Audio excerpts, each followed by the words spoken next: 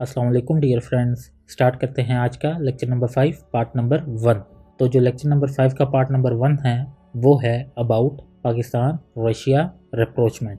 Last lecture में हमने detail से कवर किए थे पाकिस्तान और यूएस के रिलेशंस को, क्या इश्यूज थे, क्या चैलेंजेस थे और क्या प्रोस्पेक्ट्स थे। तो आज हम कवर करेंगे अपने इस टॉपिक को इंट्रोडक्शन से, फिर जो हमारी स्टार्क हिस्ट्री रही है उसको हम कवर करेंगे, फिर हम देखेंगे कि पाकिस्तान और रशिया के जो रिलेशंस हैं उनमें क्या चीज़ें जो हैं वो कांस्टेंट रही हैं। देन हम वेरिएबल्स को डिस्कस करेंगे, वेरिएबल्स के बाद हम डिस्कस करेंगे रीजंस ऑफ क्लोजनेस, देन हम चैलेंजेस को डिस्कस करेंगे और लास्ट में हम रिकमेंडेशन या वे फॉरवर्ड को डिस्कस करेंगे।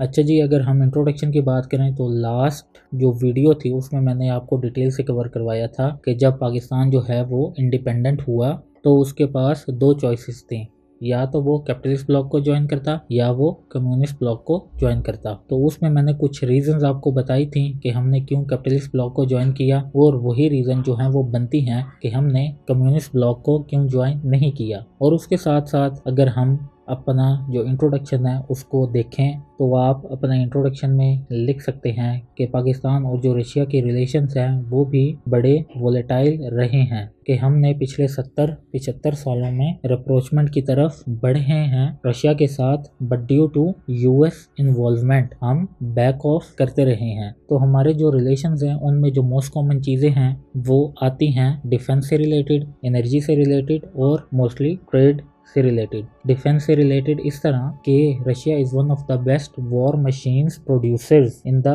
वर्ल्ड। उनके जो प्लेन्स हैं, उनके जो हेलीकॉप्टर्स हैं, उनके जो वेपन्स हैं, उनके जो टैंक्स हैं वो बहुत ज़्यादा रिलायबल होते हैं। अगर हम एनर्जी की बात करें तो आपको पता है कि आई थिंक टॉप 5 में आता है रशिया ऑयल प्रोड्यूसर्स की लिस्ट में। और अगर गैस की बात करें तो दुनिया में सबसे ज़्यादा जो गैस के रिसोर्सेज हैं वो रशिया में ही हैं। और रशिया यूक्रेन वॉर से पहले और अब भी फिलहाल जो रशिया है वो सबसे बड़ा एक्सपोर्टर है गैस का यूरोपियन कॉन्टिनेंट में। देन उसके बाद अगर हम ट्रेड की बात करें ओवरऑल तो रशिया जो है एक बहुत बड़ी मार्केट है।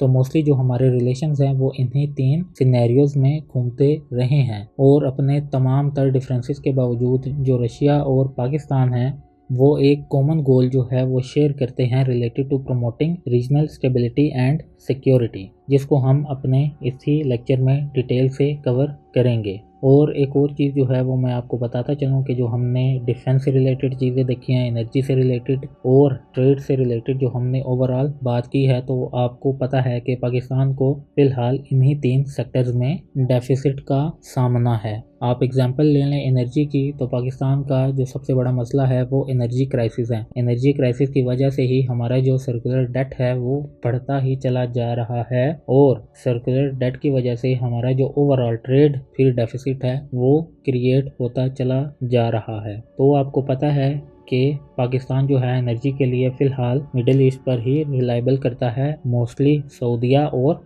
कतर पर। बट हमने रशिया यूक्रेन वॉर के बाद देखा कि किस तरह जो रशिया है उसने जो अपनी ऑयल की प्रोडक्शन है उसको और ज़्यादा एनर्जाइज किया, और उसकी जो प्राइसेस हैं वो उसने कम कर दी, और बहुत सारी कंट्रीज़ ने फ़ायदा भी उठाया। इवन जो सऊदीया है वो खुद ऑयल प्रोड्यूसिंग कंट्री है, बट उसने भी बहुत सारा जो ऑयल है वो रशिया से इंपोर्ट किया।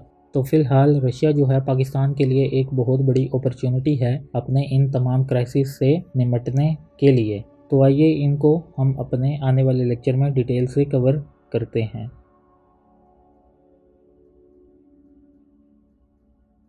अगर हम हिस्ट्री से स्टार्ट लें तो सबसे पहला गैप हमारे रिलेशंस में तभी बन गया जब पाकिस्तान ने कम्युनिस्ट ब्लॉक की बजाय कैपिटलिस्ट ब्लॉक को प्रेफर किया। तो 1948 के बाद से 1965 तक हम जो हैं टोटली कैपिटलिस्ट ब्लॉक के अंडर रहे, उनकी पैट्रोनाज जो है वो हमें हासिल होती रही। देन 1965 की इंडो पाक वॉर हुई जिसमें यूएस ने पाकिस्तान का सबसे बड़ा एलाई होने के बावजूद पाकिस्तान को उस तरह सपोर्ट नहीं किया। तो पाकिस्तान ने जो है वो लीनियंसी शो करना शुरू की टुवर्ड्स यूएसएसआर, क्योंकि हमने 1992 से पहले का जो रशिया है उसको यूएसएसआर से ही डिनोट करना है। देन जो हमारी लीनियंसी है वो नज़र भी आई, जैसे कि 1971 की वॉर के बाद हमारे जो एक्स प्राइम मिनिस्टर थे उस टाइम के, उन्होंने स्टील मिल का आगाज़ किया with the help of USSR.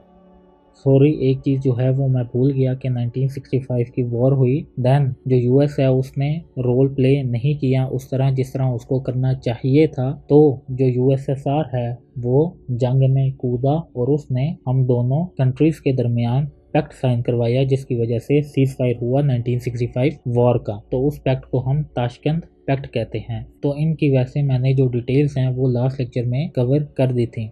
Then हम जी कोल्ड वार राइवल्स रहे हैं।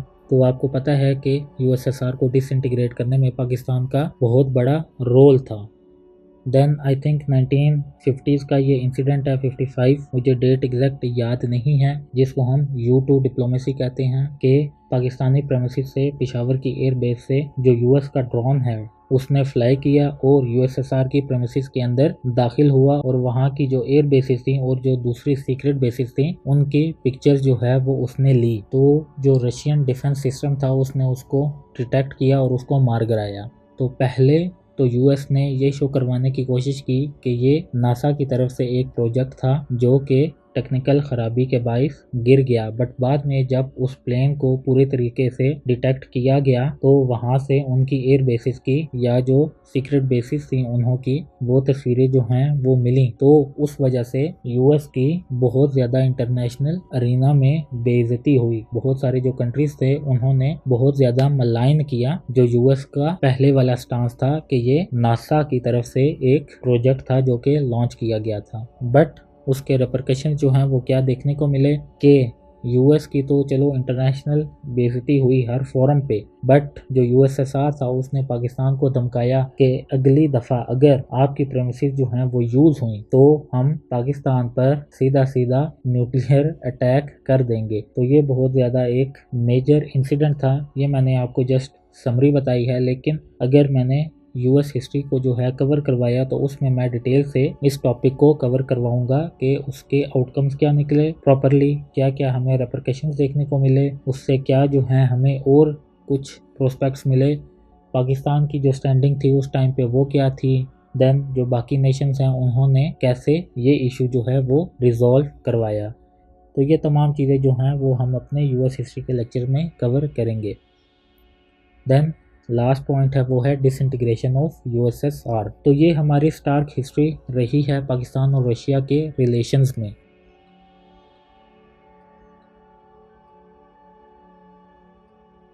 देन अगर हम करंट स्टेट ऑफ रिलेशंस की बात करें तो आपको आइडिया है कि रशियन जो फॉरेन मिनिस्टर थे उन्होंने विजिट किया पाकिस्तान इन अप्रैल 2021, जो कि आई थिंक उनका नाम है सरगेई लेवरोव। तो उन्होंने पाकिस्तान को विजिट किया था अप्रैल 2021 में, जिसकी वजह से बहुत ज़्यादा बैकलैश जो है वो हमें देखने को मिला फ्रॉम द वेस्टर्न कंट्रीज़, क्योंकि आई थिंक आफ्टर डेकेड्स जो रशियन फॉरेन मिनिस्टर हैं उनका विजिट हुआ था पाकिस्तान में। तो इसको वैसे इंटरनेशनल सोसाइटी में बहुत डीपली जो है वो एनालाइज भी किया गया था, क्योंकि अगले ही साल जो हमारे एक्स प्राइम मिनिस्टर थे उन्होंने रशिया का विजिट भी किया, और अगर वो अभी तक गवर्नमेंट में होते तो हमें ये खबरें आ रही थी कि जुलाई में पुतिन का जो दौरा था वो कंफर्म था। तो हमारे जो रिलेशंस हैं वो इतनी जल्दी से आगे बढ़ रहे थे। अच्छा जी, अपने टॉपिक पर ही रहते हुए हम इस चीज़ को देखते हैं कि जब रशियन फॉरेन मिनिस्टर ने विजिट किया पाकिस्तान का तो उसमें economy, defence, people to people exchange programmes, energy pacts, regional dimensions जिनमें आता है अफगानिस्तान सी पैक्ट और BRI को, या और जो इकोनॉमी से रिलेटेड प्रोजेक्ट्स हैं, जिस तरह रशिया जो है वो चाह रहा है कि वो पाकिस्तान में एक गैस पाइपलाइन जो है वो बिल्ड करे, और वो ये भी उम्मीद रख रहा था प्रीवियस गवर्नमेंट में कि उसे दोबारा मौका मिल जाए जो स्टील मिल का हाल हुआ है पाकिस्तान में उसको दोबारा रिवाइव करने में।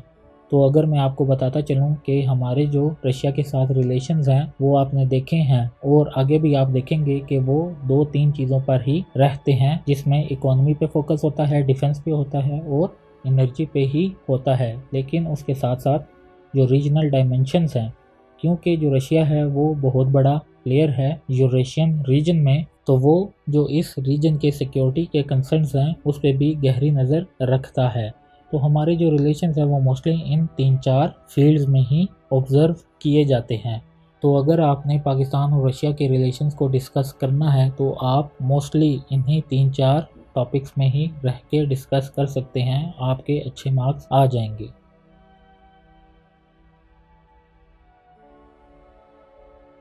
Then the next point is Pakistan former prime minister visited Russia.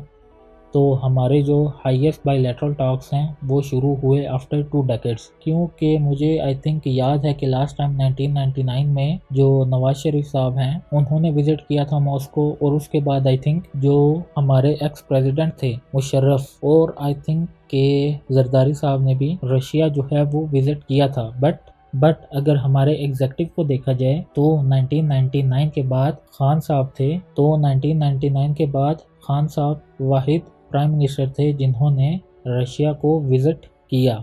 Then उस विज़िट के क्या कुछ मेन एजेंडास थे, तो वो एनर्जी और ऑयल डील्स थी। वो आपको पता है सारा सिनेरियो के सस्ते में बेच रहा है, तो पाकिस्तान ने इस अपॉर्चुनिटी को हासिल करने का सोचा। देन जो रीजनल अलाइनमेंट्स हैं सच एज अफगानिस्तान से रिलेटेड और इंडियन ओशन से रिलेटेड, तो उन एजेंडाज को प्रेफरेंस दी गई, और साथ ही साथ कोऑपरेशन इन ऑल फील्ड्स, जैसा कि BRI है, CPEC है, स्टूडेंट्स एक्सचेंज प्रोग्राम है, क्योंकि आपको पता है कि रशिया जो है वो मेडिकल स्टूडेंट्स के लिए एक अच्छा कंट्री है, तो इन तमाम फील्ड में भी कोऑपरेशन की बात हुई।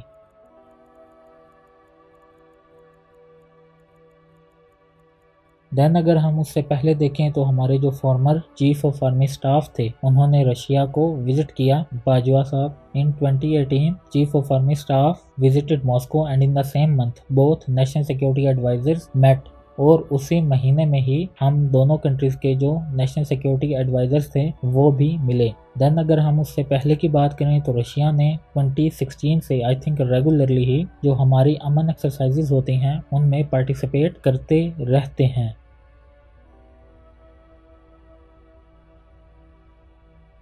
और अगर हम उससे पहले की बात करें तो आई थिंक 2015 से हमारे जो रिलेशंस हैं वो बहुत ज़्यादा स्ट्रेंथन होने शुरू हुए कि रशियन जो मिलिट्री डेलीगेशन है उन्होंने वजीरिस्तान का दौरा किया और वहाँ पर जो पाक आर्मी की सर्विसेज हैं उनको सराहा। देन 2016 में रेगुलरली अमन एक्सरसाइजेज होती रही, फिर हमारे चीफ ऑफ आर्मी स्टाफ आए, फिर उनके जो फॉरेन मिनिस्टर थे वो आए, देन हमारे प्राइम मिनिस्टर। तो आपने देखा कि कैसे जो रशिया और पाकिस्तान के रिलेशंस हैं उनमें जो अप्रोचमेंट है, जो मुफाहमत है, जो मुसालियत है, वो कितनी तेज़ी से बढ़ रही थी। अब भी वो स्ट्रेंथन हो सकती है क्योंकि पाकिस्तान के जो इंक्यूबेंट मौजूदा जो मिनिस्टर ऑफ पेट्रोलियम हैं उन्होंने फ़िलहाल इस वीडियो के रिकॉर्ड होने तक ये यकीन दहानी करवाई है, इंश्योर किया है कि मार्च के एंड तक जो रशियन ऑयल है वो पहुंच जाएगा। तो आई होप सो कि फ्यूचर में ये जो सारी डेवलपमेंट्स हैं ये कैरी होती रहें।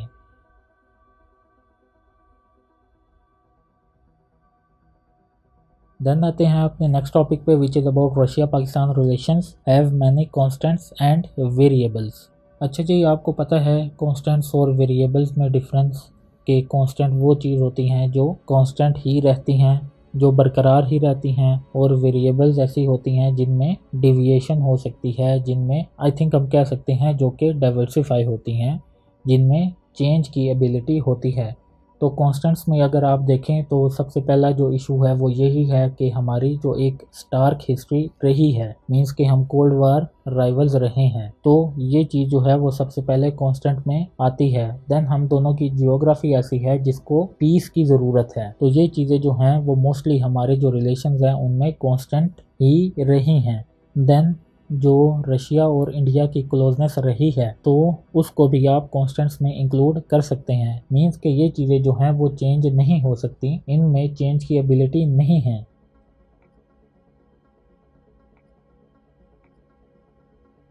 बट अगर हम वेरिएबल्स की बात करें तो हम कह सकते हैं कि रशिया जो है वो एक एनर्जी रिच कंट्री है, और पाकिस्तान को आपको पता है फॉर द टाइम बीइंग कितनी ज़रूरत है एनर्जी रिसोर्सेज की अपने जो एनर्जी क्राइसिस हैं उनको टैकल करने के लिए। और जो रशिया है उसको भी न्यू मार्केट्स चाहिए क्योंकि जब से उसने यूक्रेन को इन्वेड किया है तो उसके जो इकोनॉमिक क्राइसिस हैं वो बढ़ते गए हैं, तो उसको एक नई मार्केट की ज़रूरत है। तो पाकिस्तान जो है वो उसके लिए एक बेहतरीन मार्केट जो है वो साबित हो सकती है। तो इस तरह की जो ट्रेड डील्स हैं, जो एनर्जी डील्स हैं, जो डिफेंस डील्स हैं, ये जो हैं वेरिएबल्स का किरदार अदा कर रही हैं। हमारे जो रिलेशंस हैं उनमें चेंजेस ला रही हैं, उनमें चेंज की एबिलिटी जो है वो मौजूद है इन डील्स में। तो इन कॉन्स्टेंट्स और वेरिएबल्स को हम अपने आइंदा आने वाले लेक्चर में डिटेल से कवर करेंगे कि क्या चीज़ें जो हैं वो कांस्टेंट हैं, क्या चीज़ें जो हैं वो वेरिएबल्स हैं, और साथ साथ हम चैलेंजेस, प्रोस्पेक्ट्स और वे फॉरवर्ड को भी डिटेल से कवर करेंगे।